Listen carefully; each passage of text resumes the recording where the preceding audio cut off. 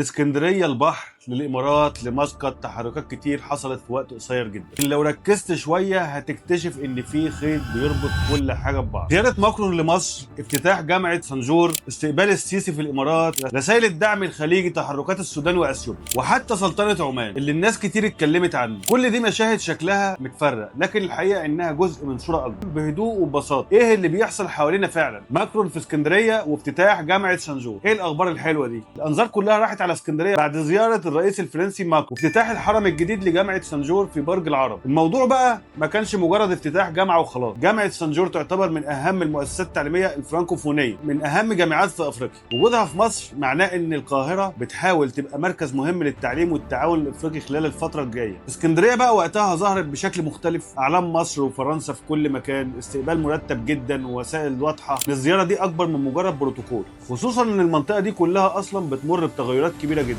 وخلال السنين الاخيره العلاقات بين مصر وفرنسا بقت قويه جدا بشكل ملحوظ، سواء عسكريا او اقتصاديا او ثقافيا.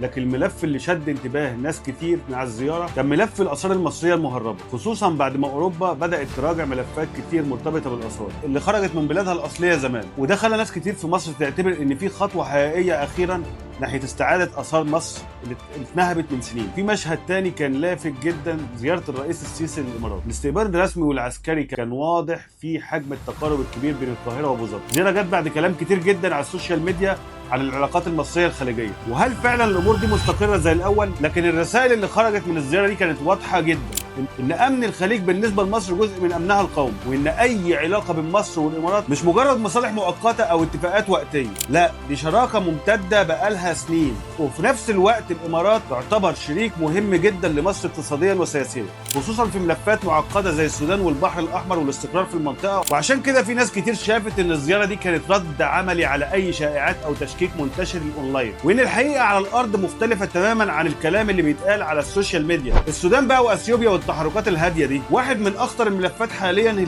هو اللي بيحصل في السودان، لان اي ازمه هناك اثر بشكل مباشر على مصر وعلى امنها القومي. ومن اول الازمه في القاهره كانت بتتكلم عن اهميه الحفاظ على وحده السودان ومع انهيار الدوله، وفي نفس الوقت كان في تحركات ومبادرات ثقيله جدا اقليميه لمحاوله تهدئه الوضع ووقف اطلاق النار. وبرضه ملف سد النهضه لسه حاضر بقوه في اي تحرك سياسي في افريقيا. ومع تعقيد المشهد بدأت الدول العربية تتحرك بشكل أهدى وتحاول تقرب وجهات النظر بدل ما المنطقة كلها تدخل في صدمات أكبر. في بقى محللين شايفين إن مصر حاليا بتميل لفكرة بناء التحالفات والعلاقات السياسية القوية أكتر من فكرة التصعيد المباشر، وده اللي خلى ناس كتير تعتبر إن التقارب الحالي بين مصر والخليج أكبر بكتير من مجرد زيارات رسمية، وإن المنطقة فعلا بيتم إعادة ترتيبها من جديد. تعالى هنا بقى، هذا كمان مشوار لسلطنة عمان. وسط التوترات دي سلطنة عمان فضلت محافظة على اسلوبها الهادي المعروف. عمان دايما بتحاول تمسك العصاية من النص وتحافظ على علاقتها بالجميع، وعشان كده كتير بنشوفها موجودة كوسيط هادي في أزمات عالمية كبيرة بالمنطقة. ومن الحاجات اللي لفتت انتباه ناس كتير مؤخرا الخنجر العماني التقليدي، وده مش مجرد شكل تراثي أو جزء من اللبس الرسمي. الخنجر ده بالنسبة للعمانيين رمز الهوية والسيادة والتاريخ،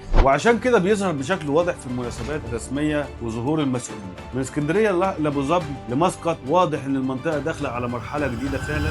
التحالفات بتتغير ورسائل سياسية بتتباعد بهدوء، ودول بتحاول تحافظ على توازن صعب وسط ازمات كتير. زياره ماكرون، افتتاح جامعه سنجور، التحركات المصريه الخليجيه، السودان واثيوبيا، وحتى رمزيه الخنجر العماني، كلهم اجزاء من صوره واحده اكبر من الشرق الاوسط وافريقيا بيتشكلوا من جديد. واحيانا خبر صغير او زياره عاديه في الظاهر بيكون وراها رسائل سياسيه اهم بكتير من الناس بتخيل. احنا بس بنشوف الظاهر، لكن في الباطن في حاجات كتير احنا ما نعرفهاش. وقلنا رايك في التعليقات، والله المستعان، ودايما تحيا مصر.